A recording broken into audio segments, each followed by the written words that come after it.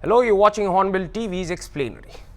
And after constant filing of petitions by both sides and intervention by the Supreme Court on the State Bank of India on the release of data on electoral bonds, the Election Commission of India on Thursday uploaded data on the purchase and encashment of electoral bonds by corporates and individuals and political parties respectively on its website. The Supreme Court had given the ECI time till 5 p.m. March 15 to upload the data on its website. And now in today's explanatory, we'll revisit as to why the Supreme Court turned down the plea of SBI seeking extension of releasing information on the electoral bonds till June 30th, and also who are the major contributors in the electoral bond scheme and what the revelation of the data unveils. On March 4th, the SBI filed an application asking for time until June 30th to comply with the court's direction in its landmark judgment striking down the EBS. After which the SC decided to hear the petition. Against the petition filed by SBI, a separate plea was filed by Non-Profits Association for Democratic Reform and Common Cause, which sought contempt proceedings against the SBI, which was also heard by the top court. At the end of the hearing, the bench did not accede to SBI's request and directed it to submit all of the information to the ECI by March 12th, so that the ECI could publish this on its website by 5 p.m. on March 15th. The court also dismissed the contempt petitions, holding, however, that contempt proceedings could be reinitiated if the SBI failed to comply with the new timeline. And in lieu of the order by the Honorable Supreme Court, the Election Commission of India on Thursday uploaded data on the purchase and encashment of electoral bonds by corporates and individuals and political parties, respectively, on its website. It may be recalled that in the said matter, ECI has consistently and categorically weighed in favor of disclosure and transparency, a position reflected in the proceedings of the Honorable Supreme Court and noted in the order. Also, the ECI said in a statement on Thursday evening while releasing the data. A day earlier, Chief Election Commissioner CEC Rajiv Kumar had assured that the ECI was committed to transparency and would release the data to the public in due time. As per available data on the funds raised by parties through electoral bonds, the BJP disproportion benefited from the controversial scheme. But in another setback, the Supreme Court today came down heavily on the State Bank of India for not sharing the complete data on electoral bonds, a scheme that allowed individuals and businesses to donate anonymously to political parties. The court had struck down the scheme and directed the bank to share all details on the donations made in the last 5 years. Hearing a petition by the Election Commission, the Supreme Court said that the data provided by the Supreme Court was incomplete. The 5-judge bench headed by Chief Justice D.Y. Chandrachud directed SBI to disclose electoral bond numbers as well, in addition to the details it has already shared. Who is appearing for the State Bank of India? They have not disclosed the bond numbers. It has to be disclosed by the State Bank of India. Chief Justice Chandrachud said right at the outset of the hearing. In its notice to the SBI, the Supreme Court bench has asked the bank to explain the lapse during the next hearing on March 18th. The electoral bond numbers would help establish the link between donors and political parties. The poll body had moved the court on Thursday, the same day it made public the data on EBS provided by SBI on its website, claiming that it did not retain copies of the documents. ECI expressed its inability to comply with the court order on Monday that directed the poll body to forthwith publish the details of the information which was supplied to the court in November 2023. Allowing ECI's request, the bench on Friday directed the court registrar to ensure the documents submitted by ECI are scanned and digitized by 5 p.m. on Saturday. Subsequently, the original documents as well as a copy of the digitized data will be supplied to ECI's counsel, Amit Sharma, for enabling the poll body to publish this date within 2 days.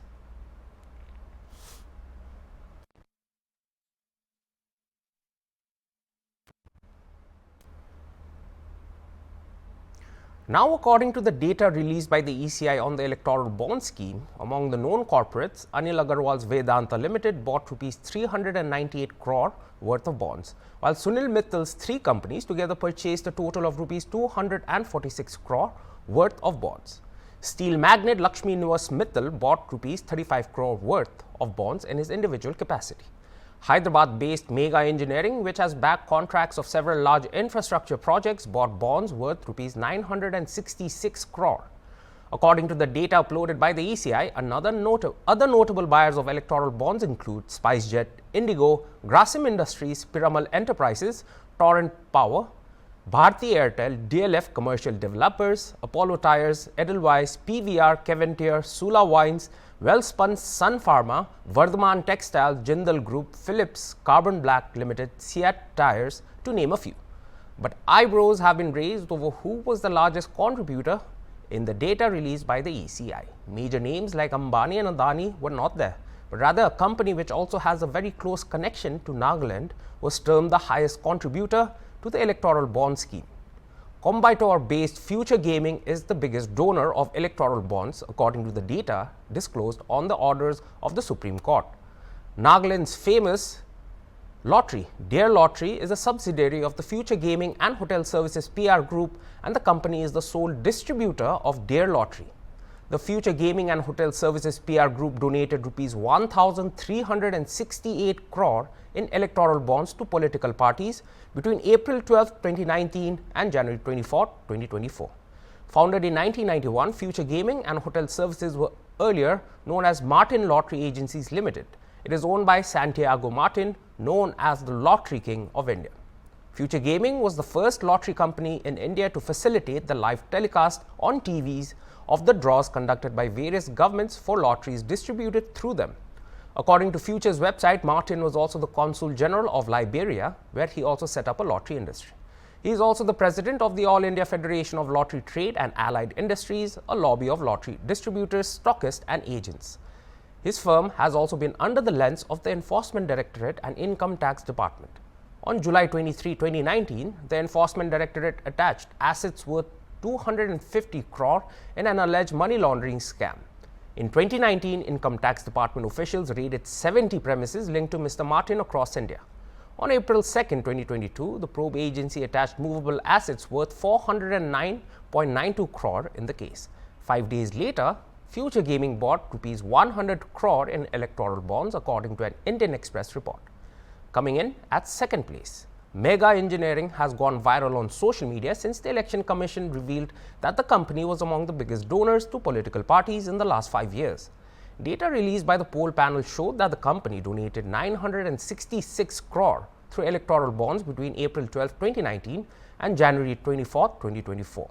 Data put out by the Election Commission showed that Future Gaming and Megha Engineering were the biggest political donors and bought electoral bonds worth 1,368 crore and Rs 1,168 crore respectively.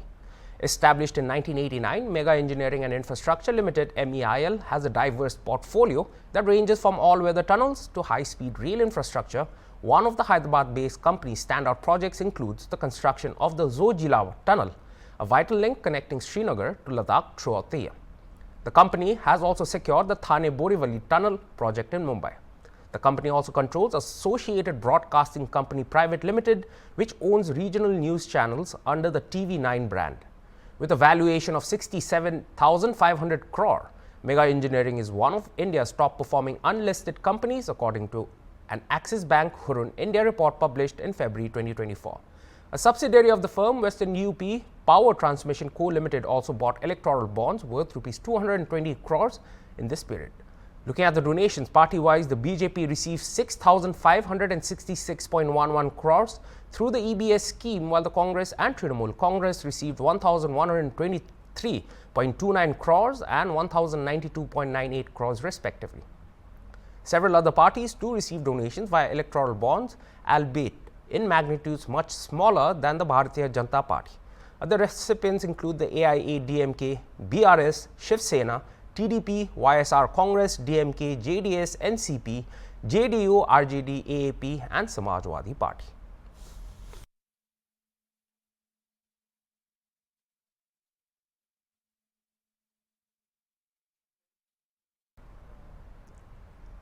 As the details of the bonds purchased were out, the Congress on Friday alleged that the electoral bonds data has exposed corrupt tactics of the BJP, such as quid pro quo, seeking donations for the company's protection, kickbacks and money laundering through shell companies. Congress General Secretary Jairam Ramesh also said the party continues to demand unique bond ID numbers so that it can precisely match donors to recipients. In a post on X, Mr. Ramesh put out a quick first analysis of the electoral bonds data disclosure that the SBI put out after weeks of attempting to postpone it until after the election.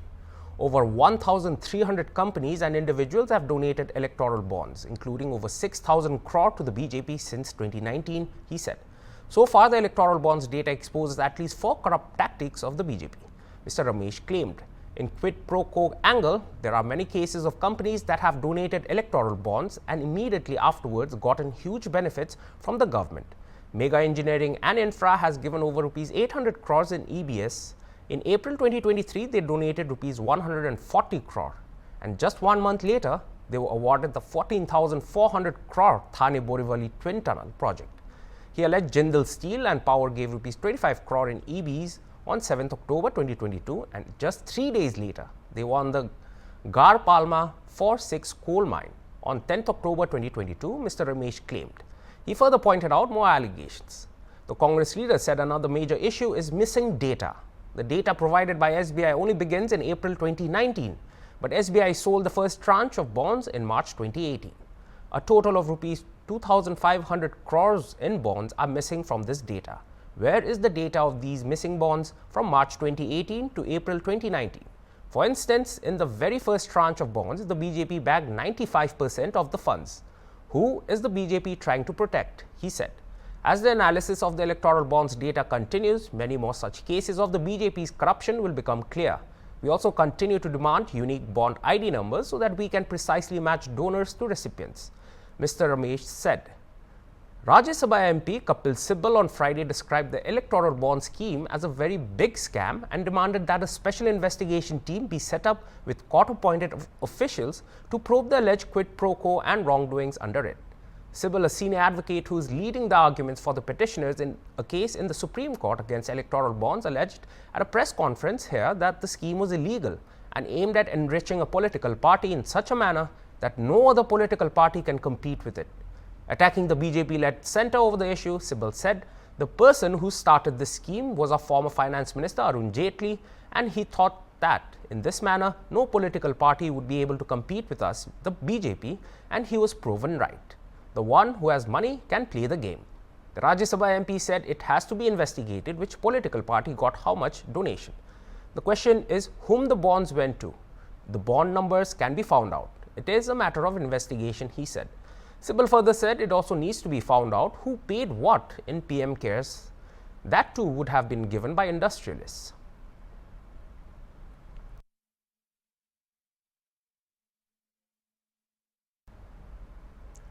Now that half the data is out in the open and the Lok Sabha elections looming, as the ECI has stated that it would declare the poll dates tomorrow at 3 p.m., does the data provided by the ECI not give undue advantage to a certain political party with regards to monetary power? How will these data affect the poll, and also what actions will be taken against companies that have come under the radar due to the release of data? Not only that, as with the Supreme Court Bar Association Chief Adish C. Agarwala, who wrote to President Draupadi Murmu and urged the top official to seek presidential reference of the apex court judgment, as divulging details could make corporates vulnerable to victimization. The assertion was echoed by the All India Bar Association, also headed by Agarwala, in a separate missive to the president. Will the president intervene is also a major question which only time can answer. Well, that was all. For more explainaries like this, keep watching Hornbill TV.